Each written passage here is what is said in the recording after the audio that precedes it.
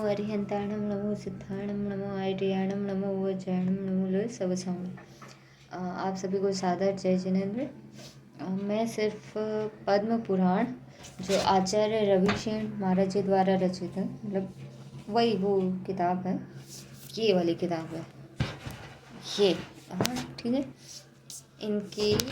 सिर्फ audio recording है, उसमें सिर्फ जैसे हिंदी में जो लिखा है वो सिर्फ मैं आपको पढ़ के बता रही हूँ। आपको, आपके लिए, मेरे लिए, सभी के लिए सिर्फ हिंदी वाला ही बस, और बाकी प्राकृत मेरे को कुछ आता नहीं है इसलिए बस। और अगर कुछ गलती हो, कुछ गलती हो तो मुझे, मैं सॉरी बोलती हूँ, और कुछ डाउट्स हो इसमें, कुछ भी हो तो आप जैसे कुछ चीज़ नहीं समझ में आती है, कुछ नहीं हो तो वो क्वेश्चन महाराज जी से ही पूछेगा। मुझे इतना ज्ञान नहीं है, मैं सिर्फ ऑडियो बुक्स के हिसाब से, किसी कोई नहीं पढ़ पाते या कुछ और रीज़न से, कुछ भी हो, कोई मतलब कोई भी रीज़न हो सकता है, जिसको ऑडियो सुनने में अच्छा लगे वैसे, बस उसी तरीके से। और बस इतनी मेरी कोशिश है, मेरे लिए भी है और आप सभी के लिए भी। चलिए, सभी को जय जिनेन्द्र। नमस्कार करते। नमो अरिहंताणं नमो सिद्धाणं नमो आर्याणं नमो वज्रायणं नमो लोय सवसाहुणं। श्रीमद् रविशेणाचार्य कृतं पद्मचरिता परमा पर नाम ध्येयम पद्म पुराणम। पद्म के लिए महाराज जी ने बताया था कि पद्म राम भगवान को भी बोलते थे, उनके नाम के ऐसा कुछ इस हिसाब से महाराज जी ने बताया था। कभी डाउट्स हमें कोई एग्जैक्ट नहीं याद है, लेकिन चलिए सॉरी बात नहीं करते। ओम नमो सीधा ओम नमो हरिहंताणं नमो सिद्धाणं नमो आर्याणं नमो वज्राणं नमो सब ओम। चिदानंद चैतन्य के गुण अनंत उर्धार भाषा पद्म पुराण की भाषु श्रुति अनुसार, जो स्वयं कृत्य है, जिनके प्रसाद से भव्य जीवों के मनोरथ पूर्ण होते हैं, जो सम्यक दर्शन, सम्यक ज्ञान, सम्यक चारित्र का प्रतिपादन करने वाले हैं, जिनके चरण कमलों की किरण रूपी केशर इंद्रों के मुकुटों से आश्लिष्ट हो रही है, तथा जो तीनों लोकों में मंगल स्वरूप है, ऐसे महावीर भगवान को मैं नमस्कार करता हूँ। जो योगी थे, समस्त विद्याओं के विधाता और स्वयंभू थे, ऐसे अवसर्पिणी काल के प्रथम तीर्थंकर श्री ऋषभदेव जिनेन्द्र को मैं नमस्कार करता हूँ, जिन्होंने समस्त अंतरंग और बहिरंग शत्रुओं पर विजय प्राप्त कर ली, ऐसे अजितनाथ भगवान को, तथा जिनसे शम अर्थात सुख प्राप्त होता है, ऐसे सार्थक नाम को धारण करने वाले संभवनाथ भगवान को मैं नमस्कार करता हूँ। समस्त संसार को आनंदित करने वाले अभिनंदन भगवान को एवं सम्यक ज्ञान के धारक और अन्य मतांतरों का निराकरण करने वाले सुमतिनाथ जिनेन्द्र को नमस्कार करता हूँ। उदित होते हुए सूर्य की किरणों से व्याप्त कमलों के समूह के समान कांति को धारण करने वाले पद्म प्रभ भगवान को, तथा जिनकी पसली अत्यंत सुंदर थी, ऐसे सर्वज्ञ सुपार्श्वनाथ जिनेन्द्र को नमस्कार करता हूँ, जिनके शरीर की प्रभा शरद ऋतु के पूर्ण चंद्रमा के समान थी, ऐसे अत्यंत श्रेष्ठ चंद्रप्रभ स्वामी को, और जिनके दांत फूले हुए कुंद पुष्प के समान कांति के धारक थे, ऐसे पुष्पदंत भगवान को नमस्कार करता हूँ। जो शीतल अर्थात शांतिदायक ध्यान के देने वाले थे, ऐसे शीतलनाथ जिनेन्द्र को, तथा जो कल्याण रूप थे और भव्य जीवों को धर्म का उपदेश देते थे, ऐसे श्रेयांसनाथ भगवान को नमस्कार करता हूँ। जो सज्जनों के स्वामी थे और कुबेर के द्वारा पूज्य थे, ऐसे वासुपूज्य भगवान को, और संसार के मूल कारण मिथ्या दर्शन आदि मलों से बहुत दूर रहने वाले श्री विमलनाथ भगवान को नमस्कार करता हूँ। जो अनंत ज्ञान को धारण करते थे और जिनका दर्शन अत्यंत सुंदर था, ऐसे अनंतनाथ जिनेन्द्र को, धर्म के स्वामी आधार धर्मनाथ स्वामी को, और शांति के द्वारा ही शत्रुओं को जीतने वाले शांतिनाथ जिनेन्द्र तीर्थंकर को नमस्कार करता हूँ। जिन्होंने कुंथु आदि समस्त प्राणियों के लिए हित का निरूपण किया था, ऐसे कुंथुनाथ भगवान को नमस्कार करता हूँ। और समस्त दुखों से मुक्ति पाकर जिन्होंने अनंत सुख प्राप्त किया था, ऐसे अरनाथ जिनेन्द्र को नमस्कार करता हूँ। जो संसार को नष्ट करने के लिए अद्वितीय मल्ल थे, ऐसे मल्ल रहित मल्लीनाथ भगवान को, और जिन्हें समस्त लोग प्रणाम करते थे और सुर असुर सभी के गुरु थे, ऐसे नम्मीनाथ स्वामी को नमस्कार करता हूँ। जो बहुत भारी अरिष्ट अर्थात दुख समूह को नष्ट करने के लिए दुख समूह को ओम जो बहुत भारी अरिष्ट अर्थात दुख समूह को नष्ट करने के लिए यानी उसके लिए नेमी अर्थात चक्रधारा के समान थे, साथ ही अतिशय कांति के धारक थे। ऐसे अरिष्ट नेमी नामक 22वें तीर्थंकर को तथा जिनके समीप में धर्मेंद्र आकर बैठा था, साथ ही जो समस्त प्रजा के स्वामी थे, ऐसे पार्श्वनाथ भगवान को नमस्कार करता हूँ। जो उत्तम व्रतों का उपदेश देने वाले थे, जिन्होंने क्षुधा तृषा आदि दोष नष्ट कर दिए थे और जिनके तीर्थ में पद्म अर्थात कथा नायक रामचंद्र जी का शुभ चरित्र उत्पन्न हुआ था, ऐसे मुनि सुव्रत भगवान को नमस्कार करता हूँ। इनके सिवाय महाभाग्यशाली गंधर्व आदि को लेकर अन्य मुनिराजों को मन वचन काय से बारंबार प्रणाम करता हूँ। इस प्रकार प्रणाम कर मैं उन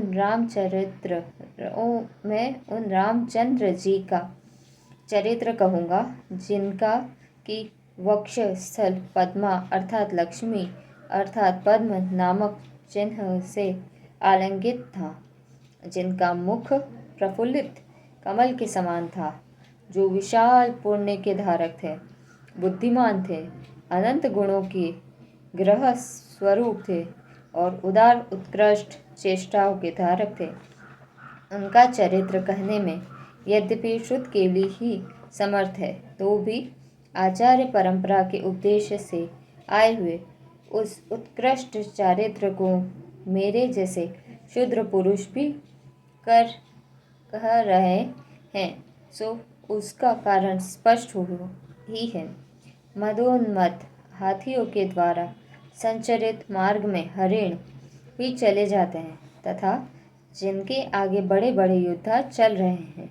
ऐसे साधारण योद्धा भी युद्ध में प्रवेश करते ही हैं। सूर्य के द्वारा प्रकाशित पदार्थों को साधारण मनुष्य सुखपूर्वक देख लेते हैं। सुई के अग्रभाग में विदारे हुए मणियों में सुध अनायास ही प्रवेश कर लेता है। रामचंद्र जी का जो चरित्र विद्वानों की परंपरा से चला आ रहा है, उसे पूछने के लिए मेरी बुद्धि भक्ति से प्रेरित होकर ही उद्यत हुई है। विशिष्ट पुरुषों के चिंतन से तत्काल जो महान पुण्य प्राप्त होता है, उसी के द्वारा रक्षित होकर मेरी वाणी सुंदरता को प्राप्त हुई। जिस पुरुष की वाणी में आकर आदि अक्षर तो व्यक्त हैं, पर जो सत्पुरुषों की कथा को प्राप्त नहीं कराई गई है, उसकी वह वाणी निष्फल है और केवल पाप संचय का ही कारण है। महापुरुषों का कीर्तन करने से विज्ञान बुद्धि को प्राप्त होता है कि निर्मल यश फैलता है। महापुरुषों का कीर्तन करने से महापुरुषों का कीर्तन करने से विज्ञान वृत्ति को प्राप्त होता है, निर्मल यश फैलता है, पाप दूर चला जाता है। जीवों का यह शरीर रोगों से भरा हुआ है तथा अल्पकाल तक ही ठहरने वाला है, परंतु सत्पुरुषों की कथा से जो यश उत्पन्न होता है, वह जब तक सूर्य चंद्रमा और तारे रहेंगे तब तक रहता है। इसलिए आत्मज्ञानी पुरुष को सब प्रकार का प्रयत्न कर महापुरुषों के कीर्तन से अपना शरीर साई बनाना चाहिए, अर्थात यश प्राप्त करना चाहिए। जो मनुष्य सज्जनों को आनंद देने वाली मनोहारिणी कथा करता है, यह दोनों लोकों का फल प्राप्त कर लेता है।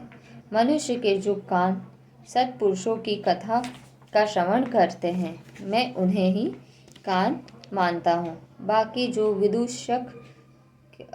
के कानों के समान केवल कानों का आकार ही धारण करते हैं। सत्पुरुषों की चेष्टा को वर्णन करने वाले वर्ण अक्षर जिस मस्तक में घूमते हैं, वही वास्तव में मस्तक है।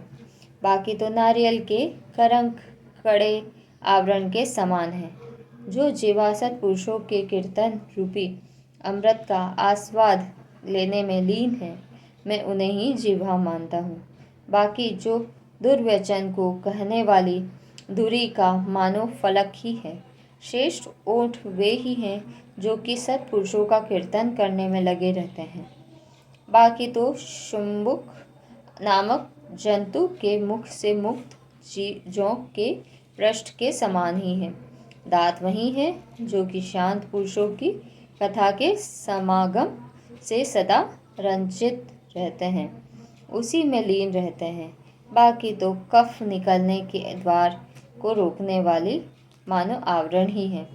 मुख वही है जो कल्याण की प्राप्ति का प्रमुख कारण है और जो श्रेष्ठ पुरुषों की कथा कहने में सदा अनुरक्त रहता है। बाकी तो मल से भरा एवं दंत रूपी कीड़ों से व्याप्त मानो गड्ढा ही है। जो मनुष्य कल्याणकारी वचनों को कहता है अथवा सुनता है, वास्तव में वही मनुष्य है। बाकी तो शिल्पकार के द्वारा बनाए हुए मनुष्य के पुतले के समान है। जिस प्रकार दूध और पानी के समूह में से हंस समस्त दूध को ग्रहण कर लेता है, उसी प्रकार सत्पुरुष गुण और दोषों के समूह में से गुणों को ही ग्रहण करते हैं। और जिस प्रकार काक हाथियों के कंडस्थल से मुक्ता फलों को छोड़कर केवल मांस ही ग्रहण करते हैं, उसी प्रकार दुर्जन गुण और दोषों के समूह में से केवल दोषों को ही ग्रहण करते हैं। जिस प्रकार उल्लूक पक्षी सूर्य की मूर्ति को तमाल पत्र के समान काली काली ही देखते हैं, उसी प्रकार दुष्ट पुरुष निर्दोष रचना को भी दोष युक्त ही देखते हैं। जिस प्रकार किसी सरोवर में जल आने के द्वार पर लगी हुई जाली जल को तो नहीं रोकती है, किंतु कूड़ा करकट रोक लेती है, उसी प्रकार दुष्ट मनुष्य गुणों को तो नहीं रोक पाते हैं, किंतु कूड़ा करकट समान दोषों को ही रोककर धारण करते हैं। सज्जन और दुर्जन का ऐसा स्वभाव ही है। यह विचार कर सत्पुरुष स्वार्थ आत्म प्रयोजन को लेकर ही कथा का रचना करने में प्रवृत्त होते हैं। उत्तम कथा के सुनने से मनुष्य को जो सुख उत्पन्न होता है, वह बुद्धिमान मनुष्य का स्वार्थ आत्म प्रयोजन कहलाता है तथा यही पुण्योपार्जन का कारण होता है। श्री वर्धमान जिनेन्द्र के द्वारा कहा गया यह अर्थ इंद्रभूति नामक गौतम गंधर्व को प्राप्त हुआ, फिर धारिणी के पुत्र सुधर्माचार्य को प्राप्त हुआ, फिर प्रभव को प्राप्त हुआ, फिर कीर्तिधर आचार्य को प्राप्त हुआ, उनके अनंतर उत्तर वाग्मी मुनि को प्राप्त हुआ, तदंतर उनका लिखा प्राप्त कर यह रविशेणाचार्य का प्रयत्न प्रकट हुआ है। इस पुराण में निम्नलिखित 7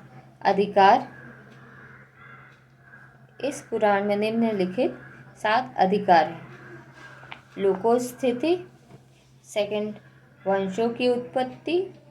थर्ड वन के लिए प्रस्थान, 4 युद्ध, 5 लवणांकुश की उत्पत्ति, 6 भवांतर निरूपण, 7 रामचंद्र जी का निर्वाण। ये सातों ही अधिकार अनेक प्रकार के सुंदर सुंदर पर्वों से सहित है। रामचंद्र जी की कथा का संबंध बतलाने के लिए भगवान महावीर स्वामी की भी संक्षिप्त कथा कहूँगा, जो इस प्रकार है। एक बार कुशाग्र ओम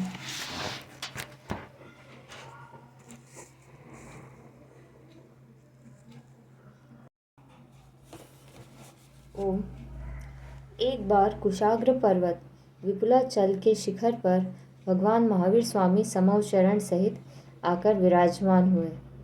जिसमें राजा श्रेणिक ने जाकर इंद्रभूति गंधर से प्रश्न किया।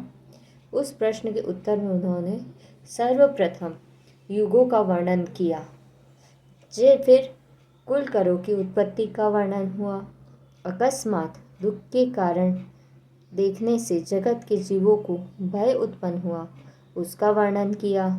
भगवान ऋषभदेव की उत्पत्ति, सुमेरु पर्वत पर उनका अभिषेक और लोक की पीड़ा को नष्ट करने वाला उनका विविध प्रकार का उपदेश बताया गया। भगवान ऋषभदेव ने दीक्षा धारण की, उन्हें केवल ज्ञान उत्पन्न हुआ, उनका लोकोत्तर ऐश्वर्य प्रकट हुआ, सब इंद्रों का आगमन हुआ और भगवान को मोक्ष सुख का समागम हुआ। भरत के साथ बाहुबली का बहुत भारी युद्ध हुआ। ब्राह्मणों की उत्पत्ति और मिथ्या धर्म को फैलाने वाले कुतिथियों का आविर्भाव हुआ। इक्ष्वाकु आदि वंशों की उत्पत्ति, उनकी प्रशंसा का निरूपण, विद्याधरों की उत्पत्ति तथा उनके वंश में उद्युत दृष्ट विद्याधर के द्वारा संजय मुनि को उपसर्ग हुआ। मुनिराज उपसर्ग सह केवल ज्ञानी होकर निर्वाण को प्राप्त हुए। इस घटना से धर्मेंद्र को विद्युत दृष्ट के प्रति बहुत क्षोभ उत्पन्न हुआ, जिससे उसने उसकी विद्याएं छीन ली तथा उसे बहुत भारी तर्जना दी। तदंतर श्री अजितनाथ भगवान का जन्म पूर्ण मेघ विद्याधर तथा उसकी पुत्री के सुख का वर्णन, विद्याधर कुमार का भगवान अजितनाथ की शरण में आना, राक्षस द्वीप के स्वामी व्यंतर देव का आना तथा प्रसन्न होकर पूर्ण मेघ के लिए राक्षस द्वीप का देना, सगर चक्रवर्ती का उत्पन्न होना, पुत्रों का मरण सुन उसके दुख से उन्होंने दीक्षा धारण की तथा निर्वाण प्राप्त किया। पूर्ण मेघ के वंश में महारक्ष का जन्म तथा वानर वंशी विद्याधरों की उत्पत्ति का विस्तार से वर्णन किया। विद्युत्केश विद्याधर का चरित्र, तदंतर उद्यति विक्रम और अमर विक्रम विद्याधर का कथन, वानर वंशियों में किष्किंध और अंधक, वानर वंशियों में किष्किंध और अंधक नामक विद्याधरों का जन्म लेना, श्री माला विद्याधरी का संगम होना, विजय सिंह के वध से अशनिवेग को क्रोध उत्पन्न होना, अंधक का मारा जाना और वानर वंशियों का मधु पर्वत के शिखर पर किष्किंधपुर नामक नगर बसाकर उसमें निवास करना, सुकेशी के पुत्र आदि को लंका की प्राप्ति होना, निर्घात विद्याधर के वध से माली को बहुत भारी संपदा का प्राप्त होना, विजयार्थ पर्वत के दक्षिण भाग संबंधी रत्नपुर नगर में समस्त विद्याधरों के अधिपति इंद्र नामक विद्याधर का जन्म लेना, माली का मारा जाना और वैश्य वर्ण का उत्पन्न होना, सुमाली के पुत्र रत्नश्रवा का पुष्पांतक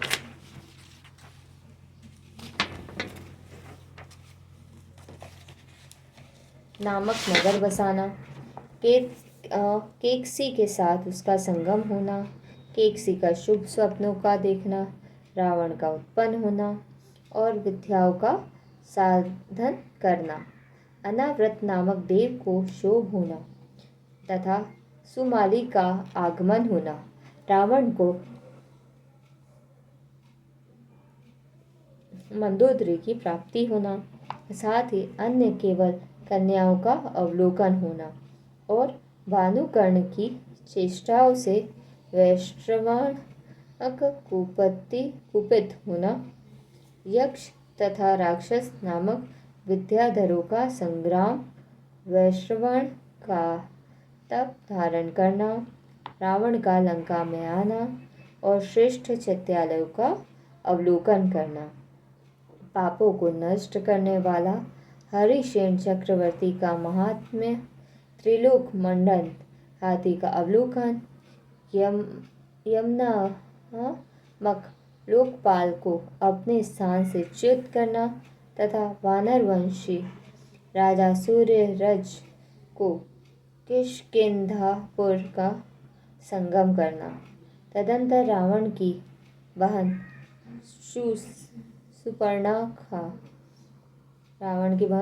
सुपर्णखा को खरदूषण द्वारा हर ले जाना और उसी के साथ विवाह देना और खरदूषण का पाताल लंका जाना, चंद्रोदर का युद्ध में मारा जाना और उसके वियोग से उसकी रानी अनुराधा को बहुत दुख उठाना, चंद्रोदर के पुत्र विराधित का नगर में भ्रष्ट होना तथा सुग्रीव को राज्य लक्ष्मी की प्राप्ति होना, बाली का दीक्षा लेना, रावण का कैलाश पर्वत को उठाना, सुग्रीव को सुतारा की प्राप्ति होना, सुतारा की प्राप्ति न होने से साहस गति विद्याधर को संताप का होना और रावण विजयार्थ पर्वत पर जाना, राजा अनरण्य और सहस्र रश्मि का विरक्त होना, रावण के द्वारा यज्ञ का नाश हुआ, उसका वर्णन, मधु के पूर्व भवों का व्याख्यान और रावण की पुत्री उपरंभा का मधु के साथ अभिभाषण, रावण को विद्या का लाभ होना, इंद्र की राज्य लक्ष्मी का क्षय होना, रावण का सुमेरु पर्वत पर जाना और वहां से वापस लौटना, अनंत वीर्य मुनि को केवल ज्ञान उत्पन्न होना, रावण का उसके समक्ष यह नियम ग्रहण करना कि जो पर स्त्री मुझे नहीं चाहेगी मैं उसे नहीं चाहूँगा। तदंतर वानर वंशी महात्मा हनुमान के जन्म का वर्णन, कैलाश पर्वत पर अंजना के पिता राजा महेंद्र का, पवनजय के पिता राजा पद्म प्रहलाद से यह भाषण होना कि हमारी पुत्री का तुम्हारे पुत्र से संबंध हो, पवनजय के साथ अंजना का विवाह, पवनजय का कुपित होना, तदंतर चकवा चकवी का वियोग देख प्रसन्न होना, अंजना के गर्भ रहना और सासू द्वारा उसको घर से निकाल जाना, मुनिराज के द्वारा हनुमान के पूर्व जन्म का कथन होना, कुफा में हनुमान का जन्म होना, अंजना के मामा प्रतिसूर्य के द्वारा अंजना और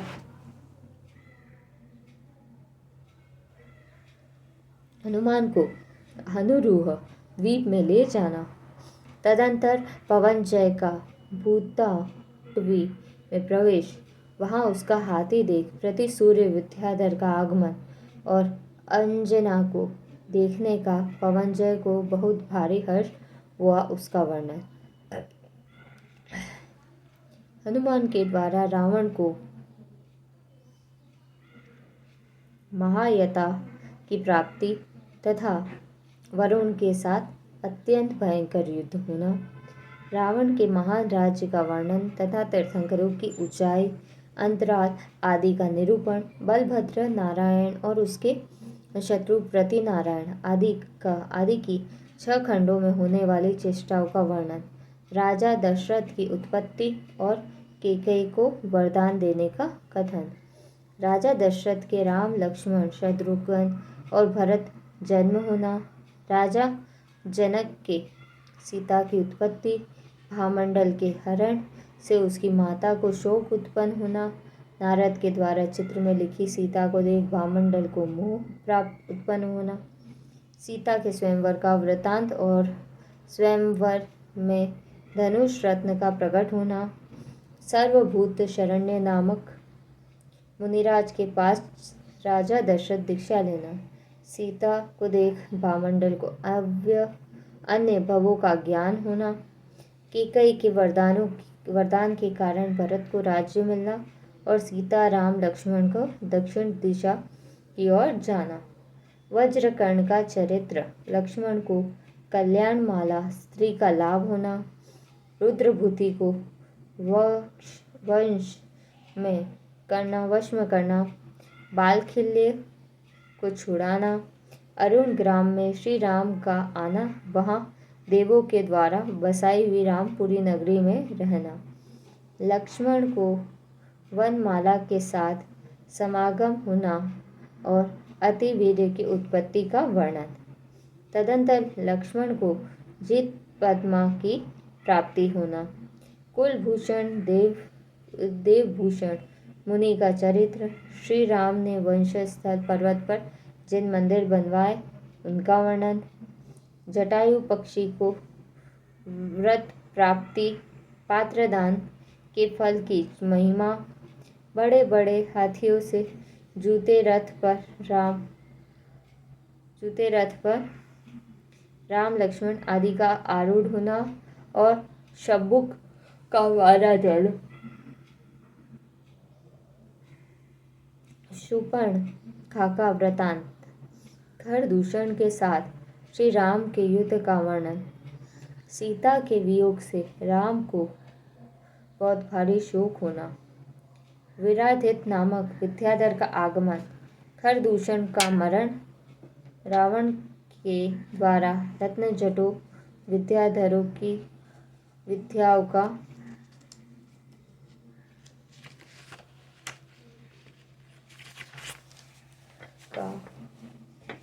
छेदा हो जाना तथा सुग्रीव का राम के साथ समागम होना, सुग्रीव के निमित्त राम के साहस गति को मारना और रत्नजटी ने सीता का सब वृतांत राम से कहा, सुग्रीव के निमित्त राम ने साहस गति को मारा और रत्नजटी ने सीता का सब वृतांत राम से कहा, राम ने आकाश मार्ग से लंका पर चढ़ाई की, विभीषण राम से आकर मिले और राम और लक्ष्मण को सिंह वाहिनी गरुड़ वाहिनी विद्याओं की प्राप्ति हुई, इंद्रजित कुंभभूषण और मेघनाथ का नागपाश से बांधा जाना, लक्ष्मण को शक्ति लगना और विशल्या के द्वारा शल्य रहित होना, बहुरूपिणी विद्या सिद्ध करने के लिए रावण का शांतिनाथ भगवान के मंदिर में प्रवेश कर स्तुति करना, राम के कटक के विद्याधर कुमारों का लंका पर आक्रमण करना, देवों के प्रभाव से विद्याधर कुमारों का पीछे कटक में वापस आना, लक्ष्मण को रत्न चक्र की प्राप्ति होना, रावण का मारा जाना, उसकी स्त्रियों का विलाप करना और केवली का आगमन, इंद्रजीत आदि का दीक्षा लेना, राम का सीता के साथ समागम होना, नारद का आना और श्री राम का अयोध्या में वापस आकर प्रवेश करना, भरत और त्रिलोक मंडन हाथी के पूर्व भाव का वर्णन, भरत का वैराग्य, राम और लक्ष्मण के राज्य का विस्तार, जिसका वक्षस्थल राज लक्ष्मी से आलंकित हो रहा था, ऐसे लक्ष्मण के लिए मनोरमा की प्राप्ति होना, युद्ध में मधु और लवण का मारा जाना, अनेक देशों के साथ मथुरा नगरी में हम्म।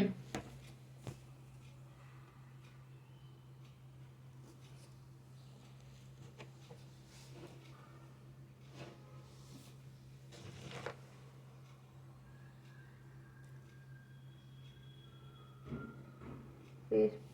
जिसका वक्षस्थल राजलक्ष्मी से आलंकित हो रहा था, ऐसे लक्ष्मण के लिए मनोरमा की प्राप्ति होना, युद्ध में मधु और लवण का मारा जाना, अनेक देशों के साथ मथुरा नगरी में धर्मेंद्र के कोप से मरी रोग का उपसर्ग और सप्त ऋषियों के प्रभाव से उसका दूर होना, सीता को धर से निकालना तथा उसके विलाप का वर्णन, राजा वज्र जंग के द्वारा सीता की रक्षा होना, लवणांकुश का जन्म लेना, बड़े होने पर लवणांकुश के द्वारा अन्य राजाओं का पराभव होकर वज्र जंग के राज्य का विस्तार किया जाना और अंत में उनका अपने पिता रामचंद्र जी के साथ युद्ध होना। सर्वभूषण मुनिराज को केवल ज्ञान प्राप्त होने के उपलक्ष्य में देवों के आना, अग्नि परीक्षा द्वारा सीता का अपवाद दूर होना और विभीषण के भवांतरों का निरूपण, कृतांतवक सेनापति का तप लेना, स्वयंवर में राम और लक्ष्मण के पुत्रों में शोभ होना, लक्ष्मण के पुत्रों का दीक्षा धारण करना और विद्युतपात से भामंडल का दुर्मरण होना, हनुमान का दीक्षा लेना, लक्ष्मण का मरण होना, राम के पुत्रों का तप धारण करना और भाई के वियोग से राम को बहुत भारी शोक उत्पन्न होना, पूर्व भाव के मित्र देव के द्वारा उत्पादित प्रतिबोध से राम का दीक्षा लेना, केवल ज्ञान प्राप्त होना, निर्वाण पद की प्राप्ति करना।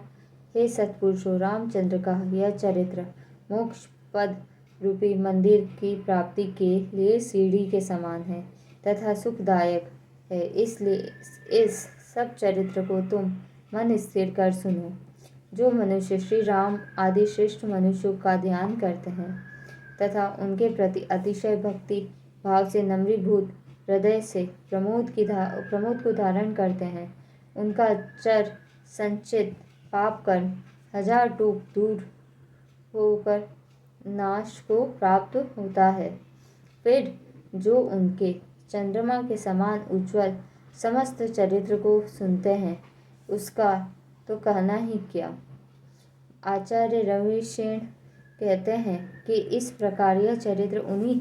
इंद्रभूति गंधर्व के द्वारा किया हुआ है और पाप उत्पन्न करने वाला यह अशुभ कर्म उन्हीं के द्वारा नष्ट किया हुआ है। इसलिए हे विवेकशाली चतुर पुरुषों, प्राचीन पुरुषों द्वारा सेवित इस परम चरित्र की तुम सब शक्ति के अनुसार सेवा करो, इसका पठन पाठन करो, क्योंकि जब सूर्य के द्वारा समुचित मार्ग प्रकट कर दिया जाता है, तब ऐसा कौन भली तुष्टि का धारक होगा जो स्वस्खलित होकर चुप कर नीचे गिरेगा। इस प्रकार आर्ष नाम से प्रसिद्ध रविशेणाचार्य निर्मित पद्म चरित्र में वर्णीय